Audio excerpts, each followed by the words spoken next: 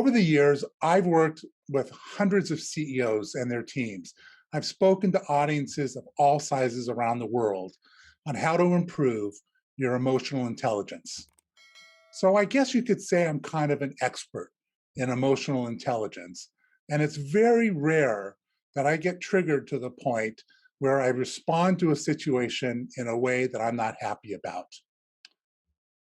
But I want to share a situation with you today.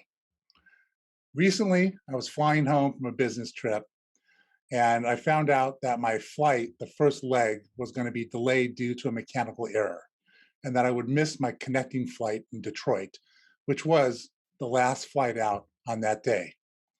You see, what made the situation stressful was that I was due to speak to an audience the following day in Los Angeles and needed to be home that night. So I approached the customer service counter. I explained my situation, and these people were nothing short of extraordinary. They were excellent. They understood my predicament. They empathized with my situation. They said that we will do everything we can do to try to help you get home in time. And they did help me. They did everything, but they were not successful. To no fault of their own. It was just the logistics. But they assured me that when we arrived in Detroit, that at the gate, we would be greeted by their redcoats, their customer service representatives, who provide us with a voucher so we can get a good night's sleep and then be on our way the next day. Well, when we arrived in Detroit, lo and behold, there was nobody there. I asked the gate agent, where are the customer service people? And she said, oh, we don't do that here in Detroit. You got to go down to the customer service counter. And I had my first key moment. What is a key moment? A key moment is something that happens. It's a communication or a situation that triggers an emotional response. And unless we engage our rational thinking brain, we're going to run down what I call the pathway of survival by having an emotional response that goes uncontrolled. So I had my first little mini key moment. I took a deep breath. I smiled and said, great, I'll go down there. As I'm walking down there, and it was about a mile and a half away from where we were, I noticed that all the restaurants were closing. Now, I hadn't eaten since 9 o'clock that morning, and already it was 11 o'clock where I was. So I got to the customer service desk, and what did I find? A line of about 25 or 30 people, obviously agitated, obviously upset, and only 2 customer service representatives helping all of us. At that moment, I realized that I was in for a long night. As I was standing there talking to the gentleman in front of me, who told me that he'd already been there for a half an hour, I noticed a redcoat walking by, and I went over to this person and I kindly said, sir, we have a situation here and we really need your help. You're all waiting in line. The representatives are moving really slowly and we just need some help. And he goes, oh yeah, absolutely, absolutely. I'll be right back. 15, 20 minutes, half an hour went by, and he never reappeared. That's when I noticed a big sign saying, we're here to help you, in red. And below that, a whole bank of red phones. So I thought to myself, aha, I'm going to go over, pick up one of those phones, and I'll be connected to somebody who's going to help me. So I walked over, excited, happy, picked up the phone, and I got a dial tone. I hit 0. Sorry, sir, incorrect number. I didn't say that, but incorrect number. I looked around for a phone number. There's no phone number anywhere to call anybody. Then I noticed that there was a stack of cards, like index-sized cards, in red with, we're here to help you. So I got excited. I thought, here we go. I'll find a phone number. Picked up the card and I studied it, looked at both sides, and there was no phone number.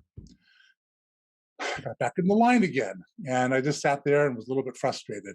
So we worked our way through the line, and then it was about an hour later, and I finally made it to the counter, and I said to the woman who was there, I don't think you can help me, but I'm hoping you can. And in a second, she flashed and looked at me with anger in her eyes, and she said to me, did you just tell me that I better help you? I could tell she was having a key moment. And I said, no, ma'am, that's not what I said to you. What I actually said was, I'm not sure if you can help me, but I sure hope you can. So she calmed down and then said to me, there's nothing she can do. We don't know where the vouchers are. We don't know when the vouchers are going to arrive. You're just going to have to go over there, sit and wait. which I did. About 15 minutes later, the red coat came back. And I thought, here we go. He's going to have vouchers. He's going to help us. And he looked around, he looked at his clipboard, said something on his walkie-talkie, and he bolted off. I just saw this flash of red going down the concourse. He was gone. Then I noticed about a half an hour after that, that the two customer service representatives, they were done for the day, and they quietly just walked out down the concourse without asking us or addressing us in any way whatsoever. So we were left there on our own, not knowing what was going to happen. And at this point, I was really getting mad. So as it so happened, I worked things out. I finally got a hotel room on my own. I got to the room at 2 o'clock in the morning. I had a scheduled flight at 6 a.m., then another one scheduled at 10 a.m. just in case. And I had to wake up at 3 o'clock in the morning. I couldn't do it. I missed the flight and I went home on the next plane. When I got on the plane and they played the customer service video or the safety video with the CEO who was saying, we're here to help you. You are the most important people.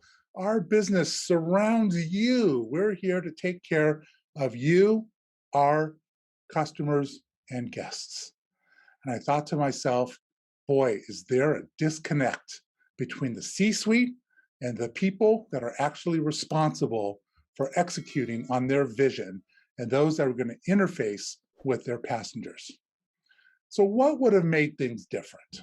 Well, the representatives from the airline, instead of being somewhat hostile and rude, could have simply have said to me, sir, I bet that you're frustrated. In fact, I would be frustrated if I were in your shoes. I want to assure you that we're doing what we need to do. We're doing everything we can do to figure out where the vouchers are.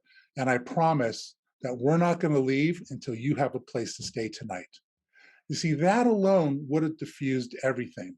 So that would have meant that that representative was developed in emotional intelligence and how to handle their key moments, but also she would be developed in handling the passengers' key moments as well. And even though that wouldn't have changed the outcome of me getting home on time, it would have left me with a much better taste in my mouth and loyalty to that airline. I don't want you to have a vision for your company only to have your frontline people not represent that vision and to treat your customers and clients inappropriately. That's why I exist. This is why my business exists, to help in this situation. So I invite you to reach out to me. Don't be like that company. Let's develop your team. Let's develop your customer service representatives. Let's develop your salespeople in how to become emotionally intelligent and how to handle their key moments. I sure do look forward to talking to you and learning about your business and how we can help improve your business's bottom line and improve performance and reduce turnover and all the things that I bet you want for your company. My name is Robert Grossman. I am the president and founder of Black Diamond Leadership, and I look forward to talking to you soon.